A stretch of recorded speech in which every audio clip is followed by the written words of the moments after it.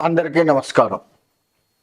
ద్వాదశ రాశుల్లో ఒక్కొక్క రాశి ఏ విధంగా ఉంటుంది, ఈ ఫిబ్రవరి నెల మనకి మంచి జరుగుతుందా, ఎట్లా ఉంటుంది అన్న విషయాన్ని ఆలోచించుకుంటూ వెళ్తే గతంలో కంటే ఇప్పుడేమైనా మంచి జరుగుతుందా, లేదంటే ఇలానే ఉంటామా, లేదు ఇంతకంటే ఇంకేమైనా తక్కువ స్థాయికి వెళ్తామా, ఇకనైనా మనకు మంచి రోజులు వస్తాయా అన్నది చాలామందికి ఉత్సాహంగా ఉంటుంది తెలుసుకోవాలని.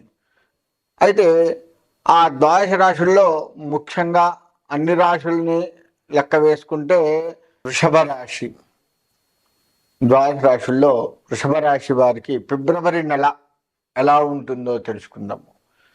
ఈ రాశి వారికి అన్ని గ్రహాలు అనుకూలంగా ఉన్నాయి. అన్ని గ్రహాలు కూడా ఈ రాశి వారికి అనుకూలంగా ఉన్నాయి. తద్వారా మంచి మంచి కార్యాలు చేస్తూ ఉంటారు. వీరిదే పైచేయిగా కనపడుతూ ఉంటుంది. ప్రతి రంగం వారికి కూడాను అనుకూలం అనే చెప్పుకోవచ్చు. ప్రతిసారి కూడాను వీరిదే పైచేయిగా కూడాను చెప్పుకోవచ్చు. అన్ని రంగాలుగా కోర్టు వ్యవహారాలు ఏమైనా ఉన్నట్లయితే ఈ రాశి వారికి కోర్టు వ్యవహారాలు కూడాను మంచిగా వీరికి అనుకూలంగా అనుకున్న సమయానికి కొద్దిగా అటు ఇటు అయినా సరే వీరికి అనుకూలంగా వచ్చేటివి కనపడుతూ ఉన్నాయి. అయితే ఈ కోర్టు వ్యవహారాలు కాకపోతే ఈ కోర్టు వ్యవహారాలు ఉన్నటువంటి వారు ఏమవుతుంది అంటే 1-4 సార్లు ఇప్పటికీ తిరిగి తిరిగి ఉన్నాం కదా, ఇంకా ఏం తిరుగుతాము అనే చిన్న ఇబ్బంది పడుతూ వెళ్ళే పరిస్థితి ఉంటుంది. అయినప్పటికీ ఒక్కొక్కసారి ఈ రాశి వారి కోర్టు వ్యవహారాల్లో ఇరుక్కున్నటువంటి వారు ఎవరైతే ఉన్నారో వారు ఇక డ్రాప్ అయిపోదాము, ఇక మనకు అనుకూలంగా రాదు, ఇక వృధా మన ప్రయత్నము, డబ్బులన్నీ ఖర్చు అయితే అయినాయి, ఇప్పటివరకు ఏదైతే అది అయింది, ఇంకా పోతే పోయినాయి డబ్బులు, ఇక మనం వద్దు పూర్తిగా విరమించుకుందాం అనే పరిస్థితి కూడా కనపడుతుంది. అలా కాకుండా జాగ్రత్తగా ముందడుగు వేస్తూ ఉన్నట్లయితే తప్పకుండా కోర్టు వ్యవహారాలలో పై చేయి మీదే అవుతుంది. ఈ రాశి వారికి అన్నీ అనుకూలంగా ఉన్నాయి. ఇందాక చెప్పుకున్నట్లుగా అన్నీ అనుకూలంగా ఉన్నాయి. కాకపోతే నరదృష్టి కనపడుతుంది. ఈ రాశి వారికి నరదృష్టి చాలా ఉంది.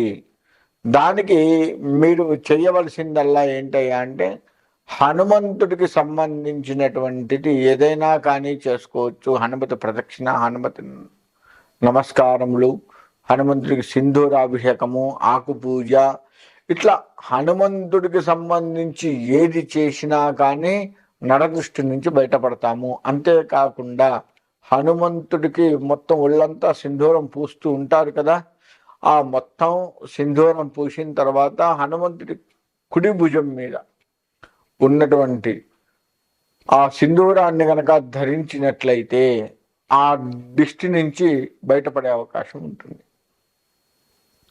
హనుమంతుడి కుడి భుజం మీద ఉన్నటువంటి ఈ స్థానంలో ఉన్నటువంటి సింధూరం తీసుకొని ప్రతిరోజు ధరించినట్లయితే తప్పకుండా ఆ నరదృష్టి నుంచి బయటపడతారు. వ్యవసాయ రంగం వారికి అనుకూలమైనటువంటి సమయంగా చెప్పవచ్చు. ఇంతకు ముందు నెల కంటే కూడాను ఈ నెల ప్రశాంతమైనటువంటి జీవితాన్ని గడుపుతూ ఉంటారు. వ్యవసాయ రంగం విషయంలో ఎక్కడా కూడా వ్యవసాయ రంగం పట్ల ఆందోళన చెందవలసిన పని లేదు.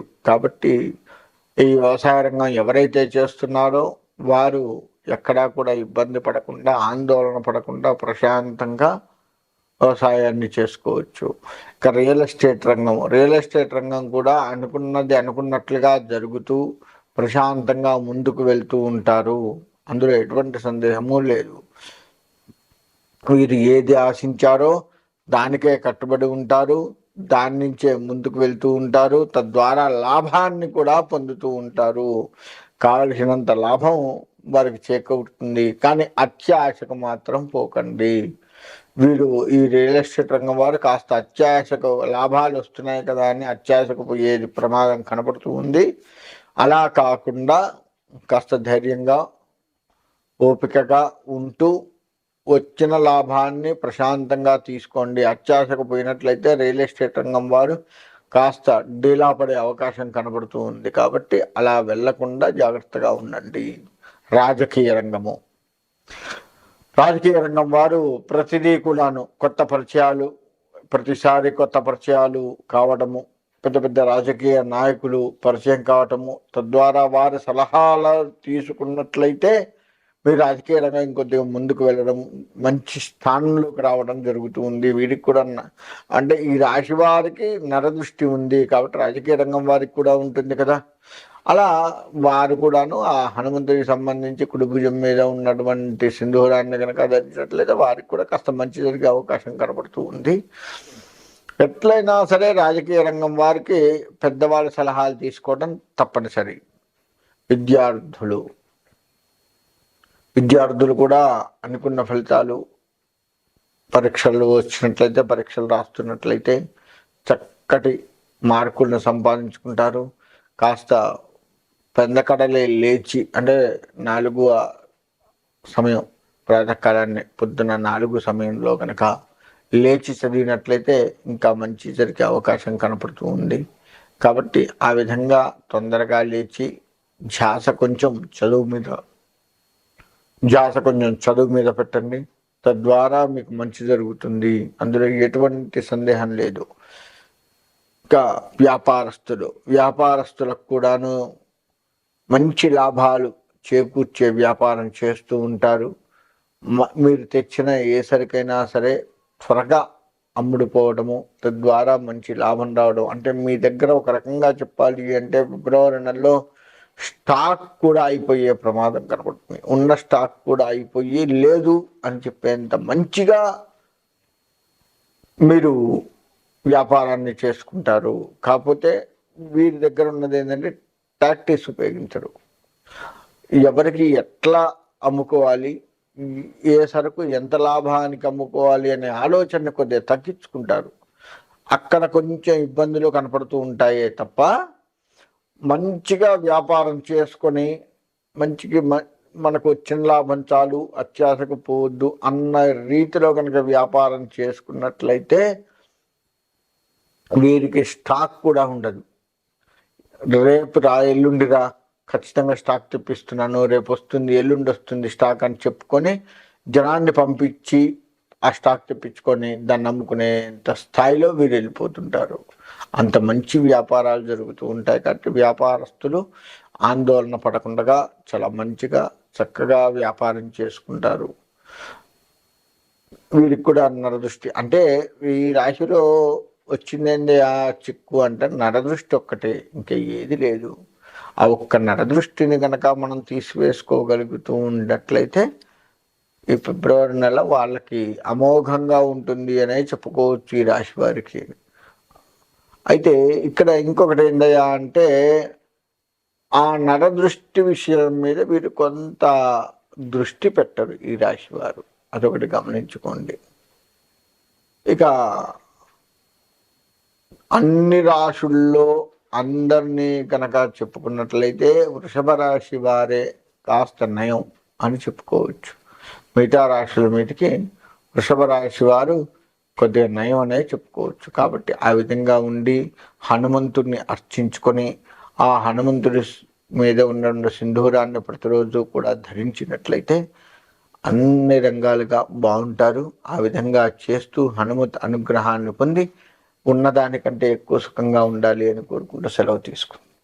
12 రాశులలో మీనరాశి చివరి రాశి అయినటువంటి మీనరాశి వారికి ఫిబ్రవరి నెల మొత్తం కూడా ఎలా ఉంటుంది అంటే మానసికమైనటువంటి ఆందోళనలు ఎక్కువగా ఉంటాయి. ఫిబ్రవరి నెల మొత్తం కూడాను భార్యాభర్తల మధ్య అవగాహన తక్కువ అవుతుంది. ప్రజలలో మన్ననలు తక్కువ అవుతూ ఉంటాయి. ప్రతిదీ కూడాను మనశ్శాంతి లేని పరిస్థితుల్లోనే ఉంటారు. ఏ పని చేసినా మనశ్శాంతి ఉండదు. అంతేకాకుండా వాహన ప్రమాదాలు జరిగేటువంటిది ఉన్నది, దాన్ని దృష్టిలో పెట్టుకోండి. వాహన ప్రమాదాలు జరుగుతాయి, రక్తాన్ని కళ్ళ చూస్తారు. కాబట్టి ఈ రాశివారు వాహనాలు నడిపేటప్పుడు, అది ఏ వాహనం అయినా కావచ్చు, సైకిల్ దగ్గర నుంచి లెక్క వేసుకుంటే హెలికాప్టర్ల వరకు వాహనమే కదా.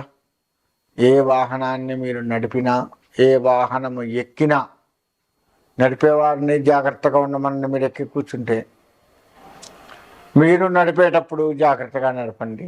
ఆ విధమైనటువంటి పరిస్థితి ఈ రాశి వారికి ఉంది. కాబట్టి వాహనాల విషయంలో ఆచితూచి వ్యవహరించి రోడ్డు క్రాస్ చేసేటప్పుడు కానీ, యూటర్న్స్ తీసుకునేటప్పుడు కానీ, లేదు ముందుకు వెళ్ళేటప్పుడు కానీ అటు ఇటు చూస్తూ వెళ్ళండి. మీరు ఆదమర్చి కాస్త పక్కకు పోయారు అంటే తగులుతాడు. ఆ విధమైనటువంటి అనుకోని ప్రమాదాలు, వాహన ప్రమాదాలు కనపడుతూ ఉన్నాయి. వాహనదారులు ఎవరైతే ఉన్నారో జాగ్రత్తగా ఉండండి. ఎక్కి కూర్చున్నా కానీ నడిపేవారిని టెన్షన్ పెట్టకండి. ప్రశాంతంగా నడపనియండి. అగో అది వస్తుంది, ఇంకో ఇది వస్తుంది, ఇలా చెప్పు ఆలోచన వీళ్ళకు ఉంటుంది. అలా చెప్పకండి.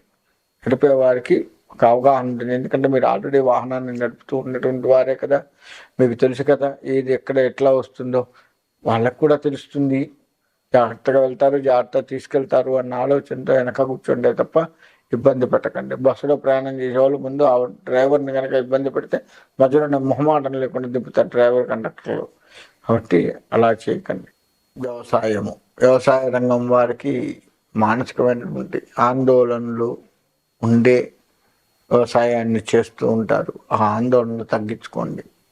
మీరు వెళ్ళేది వ్యవసాయము అంటే చక్కటి అడవి ప్రాంతంగా ఉంటుంది.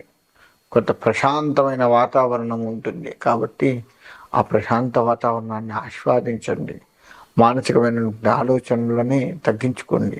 తద్వారా మీరు మంచి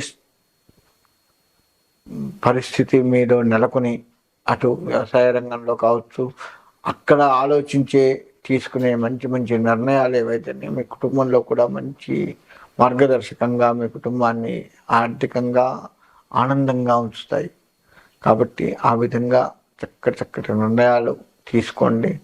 పొలానికి సంబంధించి కూడా చక్కటి ఆలోచనలు చేసి పొలాన్ని కాపాడుకోండి. ఇంకా వ్యాపారస్తుల విషయానికి వస్తే వ్యాపారస్తులు కూడా అంతే.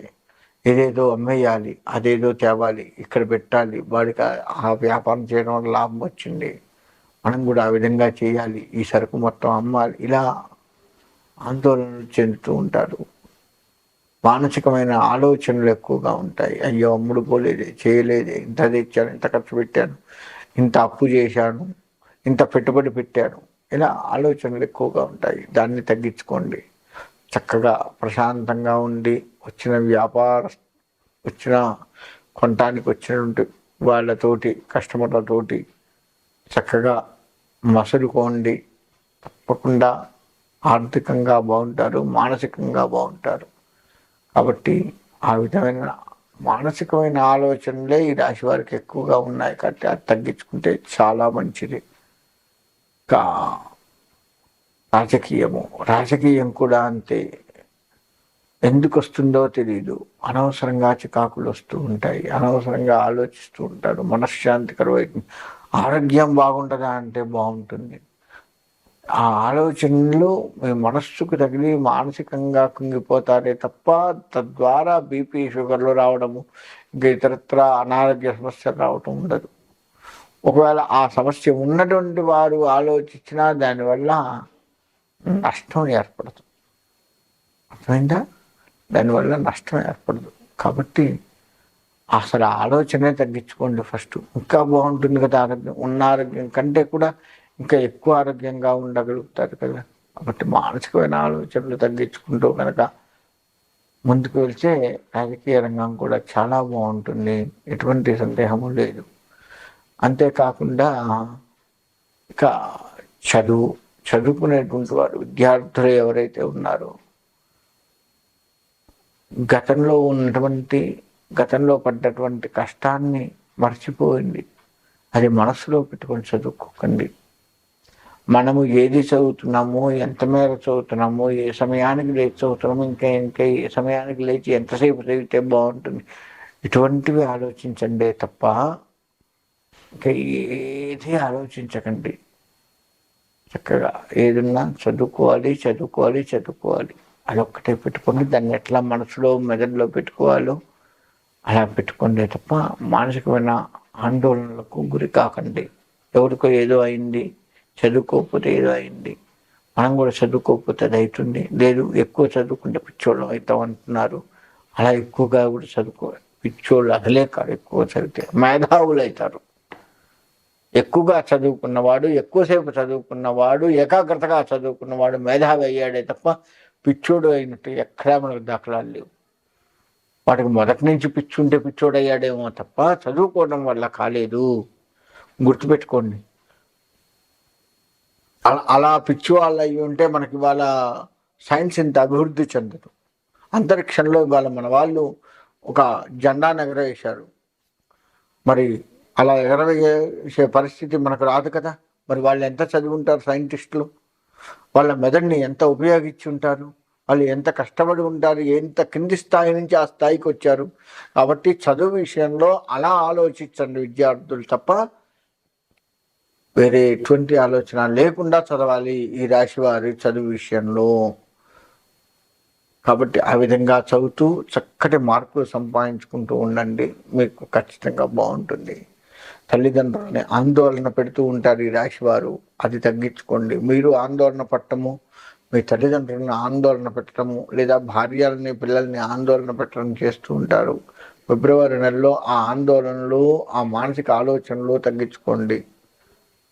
తద్వారా మీకు బాగుంటారు. భగవత్ ఆరాధన చేస్తూ ఉండండి.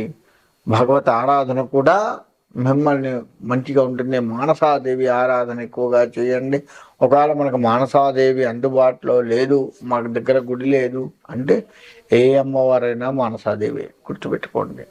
ఏ అమ్మవారిని పూజించిన, రామాలయంకి వెళ్తే సీతాదేవి మానసాదేవి, ఇటు పోతే లక్ష్మీదేవి మానసాదేవి, అందరూ ఆమె స్వరూపమే. కాబట్టి ఏ అమ్మవారిని ధ్యానించినా ఆమె మానసాదేవిగా భావించి ధ్యానించండి. ఆ అమ్మవారిని మిమ్మల్ని చక్కటి విజయపదంలో చేకూర్చి చక్కగా ఉంచుతుంది. కాబట్టి అందరూ బాగుండాలి అని కోరుకుంటూ సెలవు తీసుకుంటాం.